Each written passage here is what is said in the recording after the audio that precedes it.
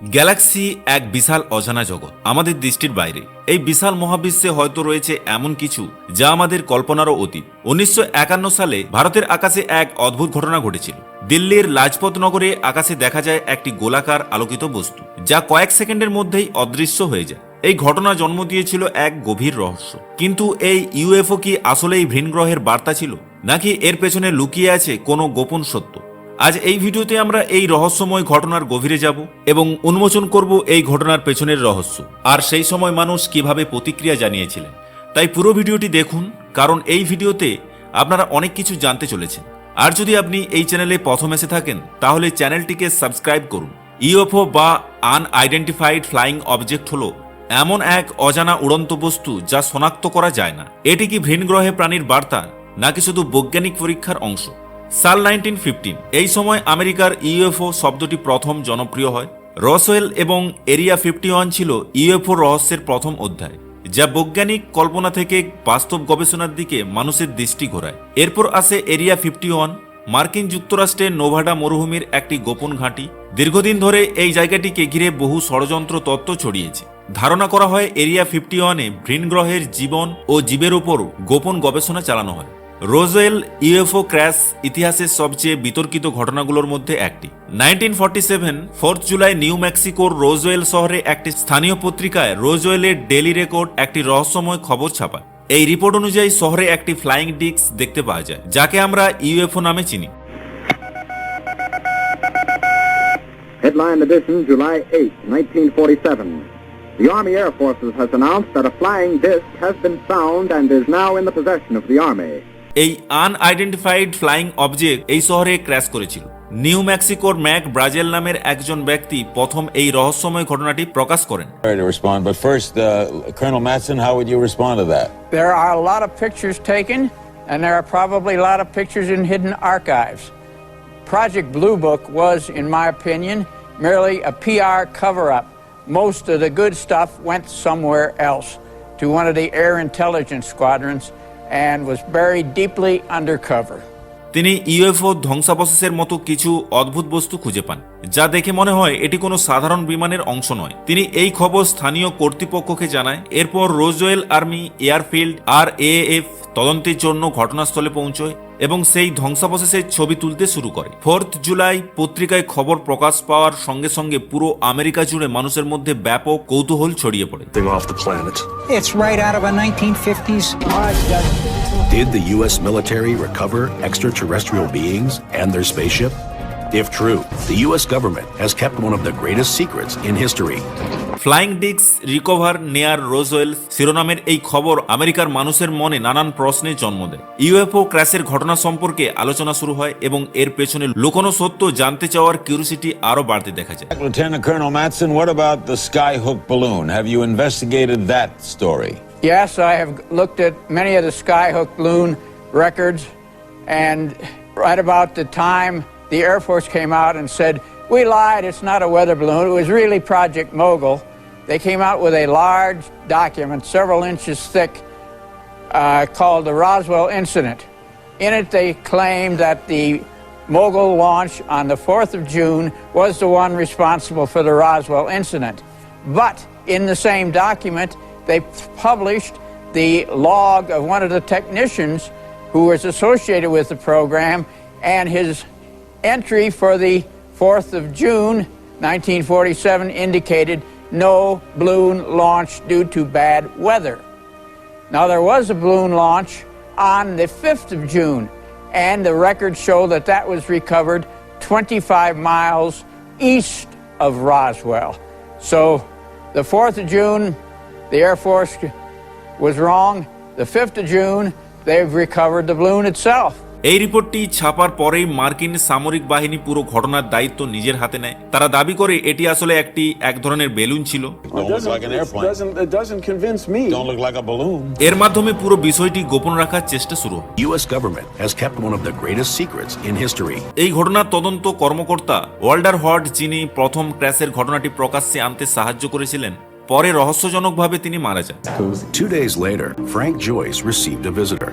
It was Lieutenant Walter Holt, press officer for America's only nuclear bomb squad, the 509th, stationed at Roswell. অনেকের দাবি তার মৃত্যুর পেছনে কোনো গভীর ষড়যন্ত্র ছিল, যার মাধ্যমে তাকে চুপ করিয়ে দেওয়া হয়। তার মৃত্যু এবং ঘটনার তদন্ত সংক্রান্ত সমস্ত নথিপত্র রহস্যজনকভাবে অদৃশ্য হয়ে যায়। পরবর্তী বছরগুলিতে গ্লেন ডেনিস, একজন আমেরিকান সায়েন্টিস্ট এবং চিকিৎসা সহকারী, তিনি জানান যে তিনি এরিয়া 51-এ কাজ করার সময় একদিন ভুলবশত এমন একটি রুমে প্রবেশ করেন যেখানে 3টি এলিয়েন্সের মৃতদেহ রাখা ছিল। এই এলিয়েন্সদের শরীর ছিল ছোট এবং গাঢ় রঙের। ল্যাবের ভেতরে একটি বিশেষ মেডিকেল টিম তাদের দেহ অটোপসি করছিল। তাদের অঙ্গ প্রত্যঙ্গ মানুষের চেয়ে একেবারে আলাদা ছিল। This is where the two doctors that were in there supposedly doing a preliminary autopsy on these bodies. The doctor said, "You're not going anywhere. We have to have some help." She said she never smelled anything so horrible in her life.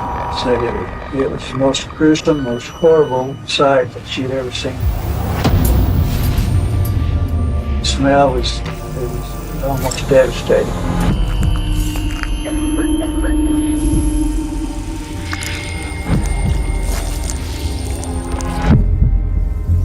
Glenn's additional testimony from the nurse is that there was a terrible stench coming from the bodies, and they were getting sick. They were going into the hallway and then returning to complete their duties, complete their work.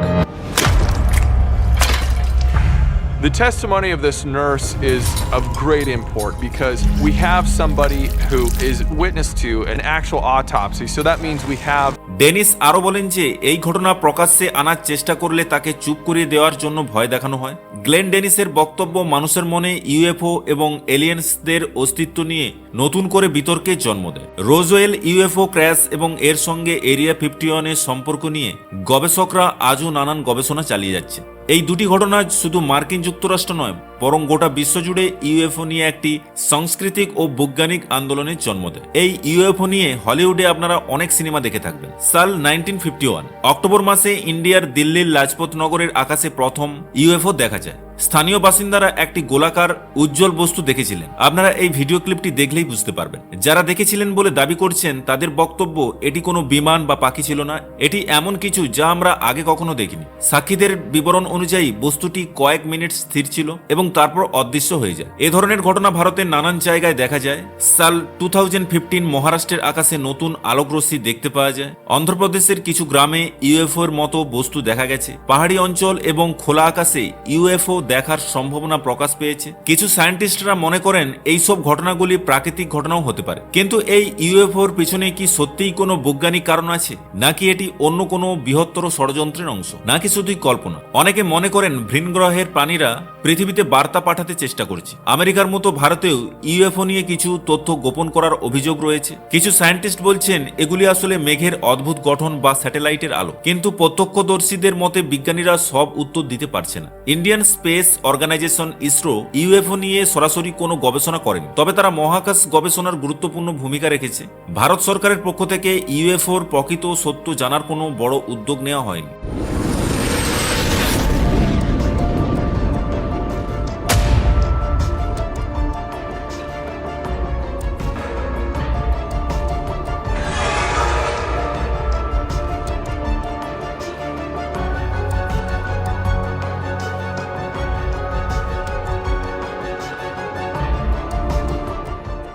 এইসব viral video এবং আর্টিকেলসের দাবির সত্যতা যাচাই করার জন্য আমরা ইন্টারনেটে একটি কিওয়ার্ড সার্চ করেছি। More than 95% of all UFO sightings can be easily dismissed as military aircraft, stars, planets, meteors, flares, weather balloons and man-made hoaxes. The remaining 5% make governors, pilots, military officials and other sane and credible people rub their eyes and scratch their heads in disbelief. প্রমাণের অভাব। UFO দেখা গেছে এমন দাবি থাকা সত্ত্বেও এটি প্রমাণ করার জন্য বৈজ্ঞানিক তথ্য সীমিত। অনেক ইউএফও ঘটনার পরে দেখা গেছে যে এগুলো ড্রোন বা মেঘ বা মহাজাগতিক বস্তু। অনেক সময় এটি সামরিক পরীক্ষার ফলাফল হয়ে থাকতে পারে। তবে বিভিন্ন সমীক্ষা ও গবেষণা অনুযায়ী 30 to 50% লোক মনে করেন যে ইউএফও বা এলিয়েন্স জীবের অস্তিত্ব থাকতে পারে। ইউএফও নেই বা এটি যে ভুল ব্যাখ্যা সেটি 95 to 99%। ভারত ইউএফও নিয়ে গবেষণার জন্য কি ভবিষ্যতে কোনো উদ্যোগ নেবে? কিন্তু আমরা কি কখনো নিশ্চিত হতে পারবো এই ইউএফও আসলে কি? ভারতের আকাশে ইউএফও দেখা কি শুধু একটি কাকতালীয় ঘটনা, নাকি এটি কোনো ভিন গ্রহের বার্তা? আজকের ভিডিওতে আমরা যা আলোচনা করেছি তার ভিত্তিতে আপনাদের মতামত আমাদের জানাতে ভুলবেন না। তবে ইউএফও নিয়ে হাজারো প্রশ্ন এখনো উত্তরহীন। সত্যিই কি আমরা এই মহাবিশ্বে একা, নাকি কোনো দূর গ্রহ থেকে কেউ আমাদের পর্যবেক্ষণ করছে? এই অজানা রহস্য আমাদের কৌতূহল বাড়িয়ে তোলে এবং আমাদের আরও জানতে অনুপ্রাণিত করে।